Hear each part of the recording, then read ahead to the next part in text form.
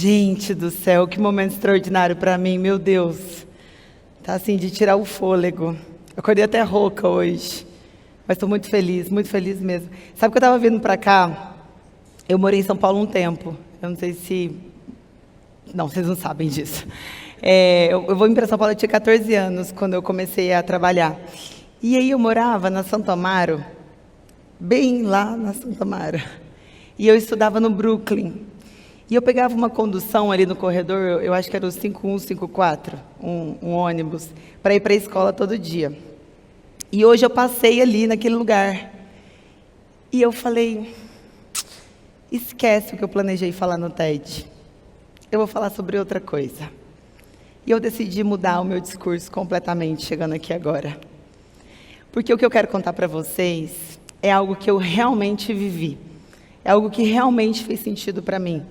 Porque eu quero que, de alguma maneira, algo faça sentido ou seja transformador para vocês aqui hoje também. Eu queria fazer uma pergunta bem direta e que vocês me levantassem a mão com sinceridade, por favor. Quem reconhece que também tem uma vida ordinária? Os gatos pingados levantou a mão. Todos nós temos, tá?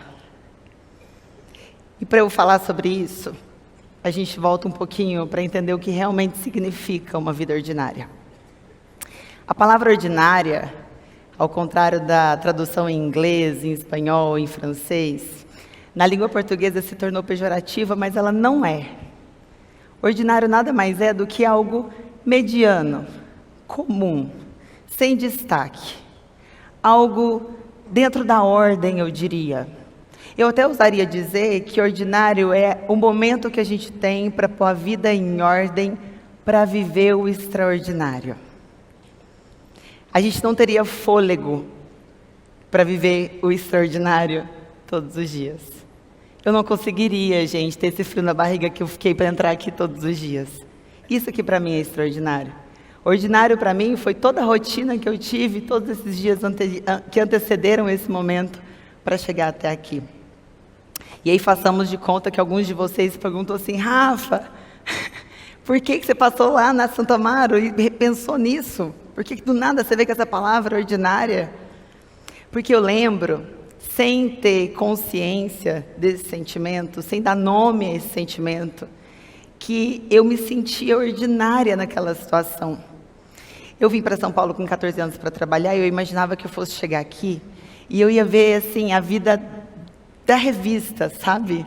Da novela, daquilo que imprimia, que a mídia imprimia para uma garota lá do interior de Minas Gerais. Cheguei aqui e foi completamente o contrário. Eu tinha uma vida comum, uma vida normal, uma vida como todo mundo tinha. Eu ia para a escola todos os dias e ai de mim se faltasse. E mesmo que eu olhasse sempre com convicção para o que é extraordinário, eu me sentia mediana, medíocre talvez. Então, eu passando por ali hoje, falei, uau, hoje eu estou passando de uma maneira diferente. Hoje eu estou indo colher o extraordinário que o ordinário de 15 anos atrás nesse lugar me proporcionou. Eu conquistei o extraordinário 10 anos depois. 10 anos depois, eu me lembro do primeiro instante que eu falei, uau, isso aqui é uma grande conquista. Eu ter passado por todo esse processo em São Paulo me fez chegar aqui, nesse ponto, nesse lugar. Por que eu quis trazer esse tema para vocês? Às vezes a gente se culpa do lugar que a gente está, por não reconhecer que não existe o extra, não existe aquele acontecimento todos os dias da nossa vida, com ninguém, mesmo que você conquiste aquilo que você deseja e a sua vida seja extraordinária. O seu dia a dia pode não ser, e isso é bom para você. A gente precisa respirar para ganhar fôlego para aquilo que nos tira o ar.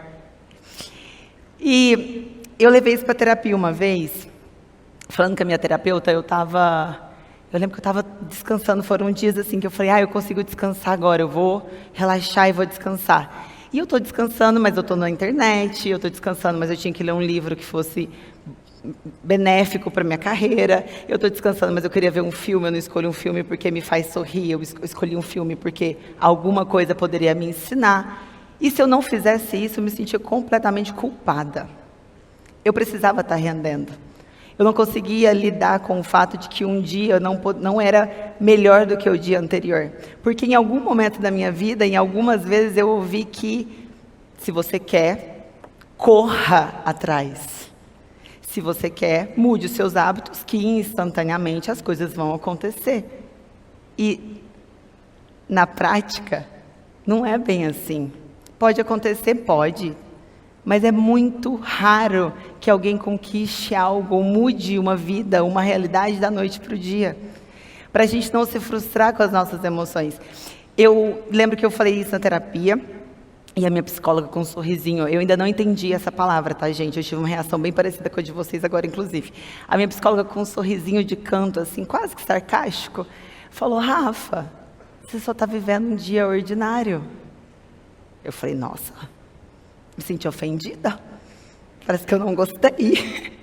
E ela falou: sim, você está vivendo um dia comum, colocando as coisas em ordem, organizando a casa para receber a mudança. Como é que eu posso esperar um grande feito se eu não estou pronta para recebê-lo? A gente precisa de calma. Aí eu faço uma pergunta para vocês. Se vocês pudessem escrever uma carta, vamos lá, para o eu de vocês de 15 anos atrás. Pensem aí, o que vocês escreveriam? Eu acho que eu começaria falando assim: minha querida amiga Rafa, calma. Respeita o processo. Se permita respeitar o processo. A minha psicóloga teve um papel muito importante na minha vida, nesse processo. Ela me ensinar, me mostrar o poder dessa palavra, para que eu não me sentisse insegura nos meus momentos de descanso, ou nos meus dias comuns, fez muita diferença, porque eu achava que quando eu conquistasse aquilo que eu desejei, e eu conquistei, graças a Deus eu conquistei, eu iria viver o extraordinário todos os dias. E está muito longe de ser isso. Tem dia que eu estou exausta, tem dia que eu estou fazendo as mesmas coisas, tem dia que eu não quero fazer, tem dia que eu quero viver uma vida, sei lá, ir para Goiânia, ficar lá na chácara com a minha família. E eu não posso, eu estou vivendo a minha rotina. Às vezes uma pessoa vai conquistar uma coisa que deseja muito, fazer uma faculdade que ama, ser mãe como ama, como sonha, o emprego dos sonhos, ou a promoção que queria, mas a rotina e o dia a dia vai continuar sendo, talvez, difícil. Esse é o processo do que é ser ordinário. É a gente ter cautela com as nossas emoções. Eu queria ter tido mais cautela há um tempo atrás, antes de entender e receber os sinais que meu corpo estava me dando numa estafa, numa crise de pânico. Eu queria ter respirado ali e falado: calma. Essa semana passada, essa semana as pessoas souberam pela mídia, eu recebi um telefonema de algo extraordinário para mim. Algo que eu sonho e que eu estudo, poucas pessoas sabem disso, desde os 11 anos de idade, mas que nesses últimos 3 anos eu foquei, obstinada, porque vale ressaltar, ser ordinário, estar ordinário, não é ser acomodado, é se preparar para o extraordinário. Eu estava obstinada. Ninguém tira de mim uma coisa quando eu quero. Eu estava obstinada, pode passar o tempo que for. Nesses últimos 3 anos, eu me dediquei a estudar. Eu fiz inúmeros testes para conseguir um projeto parecido. Algo dentro desse meio. Foram inúmeros nãos. Foram inúmeros resultados medianos que não fizeram com que eu alcançasse o meu objetivo. Até que veio o extraordinário. O que aconteceu? Quando o telefone tocou, quando aquela chamada aconteceu, eu chorei de felicidade. Eu passei no teste que eu mais queria, porque eu estava preparada, vivendo os meus dias ordinários para isso. Se eu recebesse um telefonema desse todos os dias, aquilo deixaria de ser extraordinário para mim. Se as grandes coisas, os grandes feitos da nossa vida acontecem a todo instante, deixam de ser grandes coisas e grandes feitos. E para finalizar, assim, eu não gostaria que vocês fossem embora daqui imaginando que a Rafa me chamou de ordinária. Mas eu gostaria que vocês frisassem em vocês que vocês são. Não fui eu que chamei. Nós somos como seres humanos. E a gente tem que se permitir ser e se cobrar um pouco menos. A gente está vivendo a era do imediatismo, da pressa. A gente compete com o próprio tempo. Tem dia que eu coloco mais coisas do que cabem na minha agenda. E por quê? A validação, a pressa, o medo de ficar para trás, de não fazer acontecer, de não chegar lá. E a gente não precisa se culpar por isso, a gente precisa aprender o que é o nosso próprio processo, que é completamente diferente do processo do outro. E tem mais um fator. Quando a gente está no extraordinário, vocês já ouviram falar naquele termo assim, aquela frase, prego que se destaca leva martelada? A gente está no destaque. E provavelmente a vida vai vir com a martelada. Não são mil flores, não é só, agora eu vou conquistar tudo. Não, tem as dificuldades, tem coisas que a gente tem que abrir mão, tem pessoas para te criticar, para questionar, para duvidar. Às vezes você mesmo vai desvalidar o seu próprio mérito. Vai falar, será que eu mereço mesmo viver tudo isso agora? Eu aprendi que a sombra é exatamente do mesmo tamanho da luz. E quando a gente conquista algo muito grande, a gente ativa os dois lados.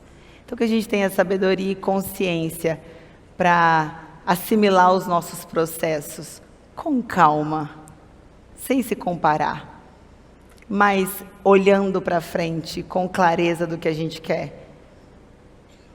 Senão a nossa vida passa muito rápido. Senão quando a gente viu, foi. E a gente nem curtiu a caminhada. A gente nem curtiu o processo. Então, viva incansavelmente atrás do extraordinário, mas conscientemente o seu ordinário.